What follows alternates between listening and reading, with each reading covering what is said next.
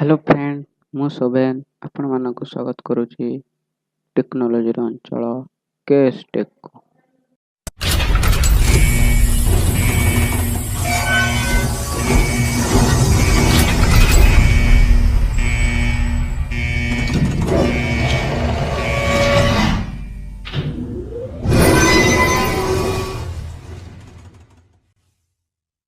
तो फ्रेंड्स, आज आम शिखा केमती गोटे सिंपल सा इमेज फाइल बा फोटो फाइल को केमती आम गोटे पीएनजी टाइप रो फोटो करवा। तो वीडियो स्टार्ट करे पूर्व मु कहि रखुची कि जदि आप चैनल नुआ ताहले सब्सक्राइब करनी आउ पाखर थिया बेल आइकन टी दबातु आ वीडियोटी को पूरा लास्ट पर्यंत देखंतु। जदि वीडियोटी आपको भल लगे यूजफुल लगे ताहले लाइक कमेंट एवं शेयर करंतु। तो पीएनजी फाइल कौन? पीएनजी फोटो आपन देखिथिबे बहुत एडिटिंग करंती फोटो, आपन भी एडिटिंग करथिबे फोटो। तो फोटोर बैकग्राउंड चेंज करेंगे किपर चेंज करेंगे। तो जदि आप फोटोटी पीएनजी कर दौरान तार पछपटे बैकग्राउंड सब हटिज और आप जो भी आप फोटोटा नहीं लगे पारे। तो लेट्स स्टार्ट, चलते स्टार्ट करवा।